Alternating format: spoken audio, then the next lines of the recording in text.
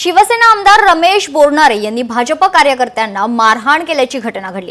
Vaijapur police ठाण्यात तक्रार दाखल करण्यात आली तर भाजप कार्यकर्त्याला मारहाण करतानाचा व्हिडिओ देखील समोर आलाय। कैलास पवार असं मारहाण झालेल्या भाजप कार्यकर्त्याचं नाव असून कैलास पवार यांनी त्यांच्या प्लॉटवरून रस्ता जात असल्याची तक्रार केली होती। रस्ता करण्या अगोदरच लेआउट पाहून काम करण्याची मागणी देखील करण्यात आली होती आणि त्यानंतर ही संपूर्ण घटना घडली आहे।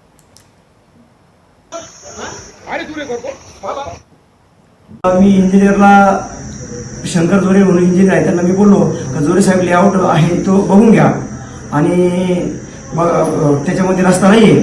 तर लगेच आमदारांनी मला शिवीगाळ करायला सुरुवात केली आणि तू खूप दिवसापासून आमच्या डोक्यात आहे, तू खूप दिवसापासून राजकारणामध्ये आमच्या डोक्यात बसला आहे, तुझी पूर्ण फॅमिलीसह तुझी बायको मुलगा इथं राहतो, तुम्हाला आम्हाला संपवायचंय। आणि असं करून तिने लाथाबुक्कीने मारहाण करायला सुरुवात केली। त्यानंतर बाबासाहेब जगताप उपजिल्हा प्रमुख आहे, यांनी पण मारहाण केली शिवीगाळ करून, तिने जीवे मारण्याची मला धमकी दिली। लोकशाही मराठी ऐका, पहा, जागरूक रहा।